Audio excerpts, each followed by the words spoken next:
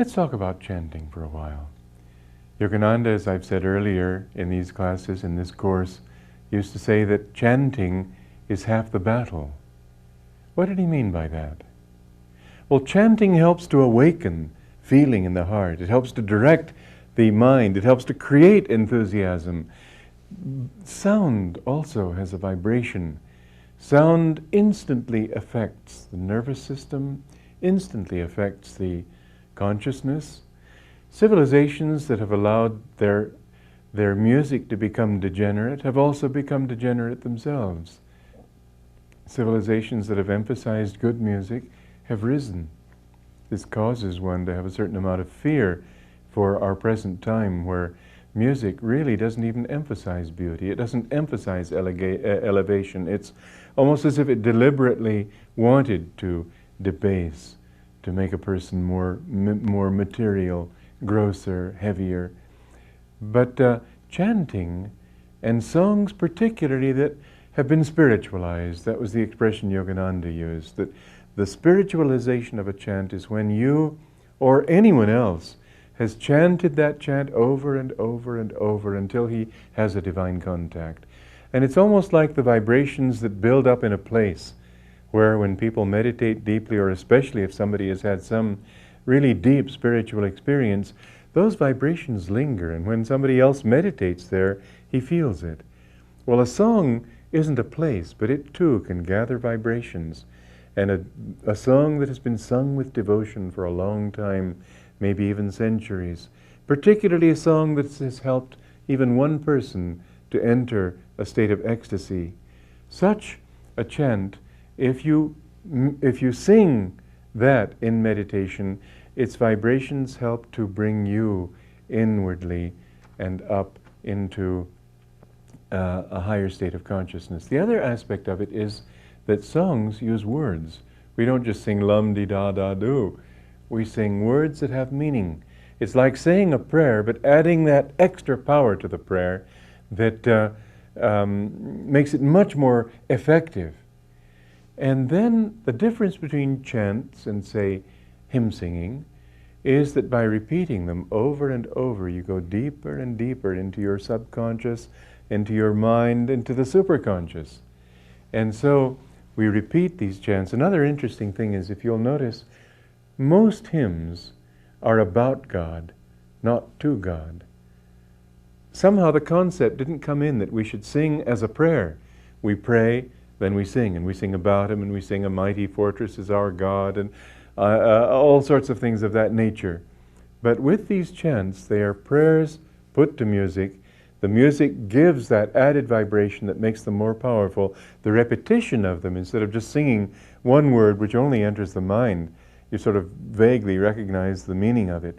But as you sing a chant more and more deeply, like that wonderful chant of Yogananda's, "Door of my heart, open wide I keep for thee. Door of my heart, open wide I keep for thee. Wilt thou come, just for once come to me. Wilt thou come, just for once come to me. Will my days fly away without seeing thee, my Lord? Will my days fly away without seeing thee, my Lord? Night and day, I look for thee night and day. Night and day, I look for thee night and day." You know, there's something in this song that's interesting, not only for what's said, but for what isn't said or wasn't said. The original Bengali has a stanza that Yogananda left out. In that stanza, the singer says, "I'm just a beggar before you, Lord." Yogananda had no use for that expression, beggar. He said, "You're a child of God. Why should you come to Him as a beggar? When you pray, pray with confidence. As Jesus said, pray believing. When you pray to God, then you want to pray with all your energy. You know that He wants to answer. You don't say, well, God, here I am, and I don't really think you're listening, but yeah, I hope you are. And just in case you are, would you Or wouldn't you like to? They even put it negatively, won't you come instead of will you come? You know, there's a very interesting thing. People who are very creative, composers, for example, studies have been made and statements have been made by people like Brahms and people who were geniuses. And they very commonly said, first of all, that they felt that they received their inspiration from a higher source. But then, in order to get to that higher source, in order to have that inspiration, they didn't just stand like beggars at the gates of heaven waiting for God to drop a little petal of blessing into their hands and then they'd write a symphony. They were storming the gates in a way, you might say. Well, storming isn't the word either, because they were very calm but very determined. And when you can pray like that, that I want an answer, not threatening God, not bullying Him, but just so completely determined, pray believing, don't be a beggar, know that you're a child of the infinite, and that you have a right to what belongs to the infinite. You are His heir. And so when you pray, pray like that, that I want an answer, and I want it now. And you'll find that that answer can come to you like that. And so chanting is a way of helping to raise our consciousness in that, and then the way that we chant, the very omission.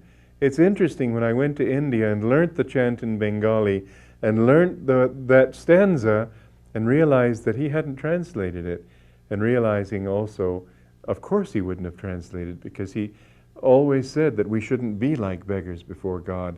But then when we chant, we shouldn't chant like beggars any more than we pray like beggars. Don't think that chanting, like a prayer wheel, you just sort of turn and something happens automatically.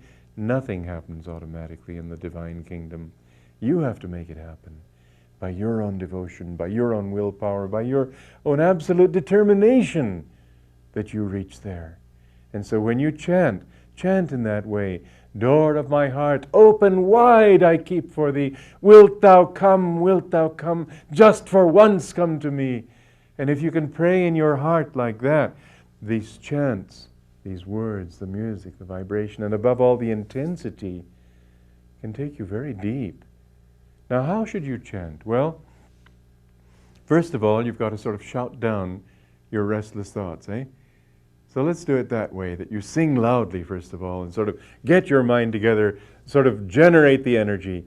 Then you should sing more softly, then still more softly. Then take it much more within. And then when you sing, sing with real feeling. You know, when I'm singing alone instead of with a crowd, I sing very differently. I'll sing a little bit like that so that you'll see what I mean.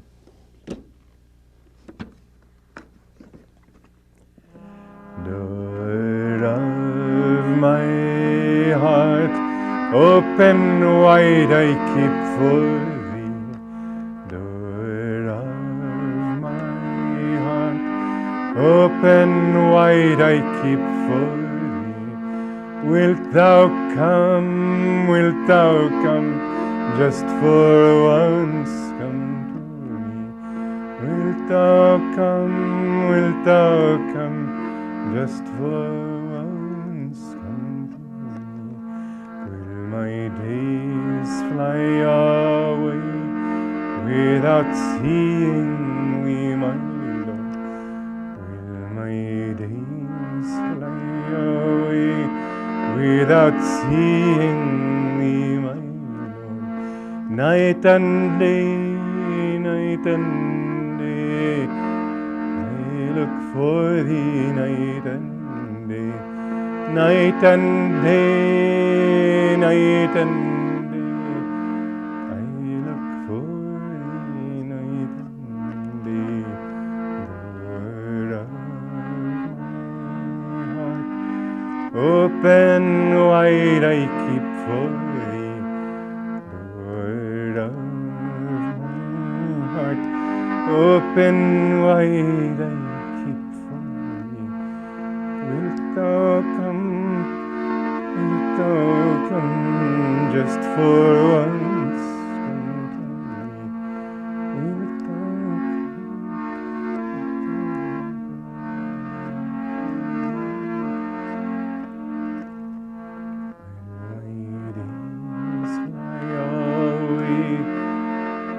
not seeing thee, my Lord, when my wings fly away,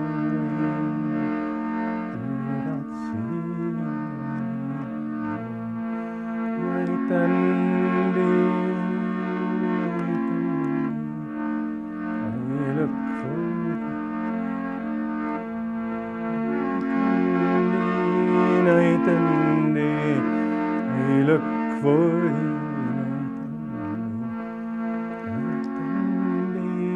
night and day, I look for thee, night and day. So when you sing, sing with your heart, sing with your soul. Don't just make it a vain repetition of words, but sing that way. Then what you should do is sing more and more softly, become more and more internalized, and then let it sink into the subconscious, and then raise your energy and love and everything upward, and sing only mentally, only beyond the mind, just in absolute stillness, until that song becomes silence, until you feel an actual contact. When you sing like that, then that song comes back during the day, and every time it comes, you begin to feel uplifted all over again. Now, in chanting, you can chant. I sometimes chant for a whole hour at a time. Just the more you go into it, the more deep you feel, and you begin to feel an actual contact, an actual response from God.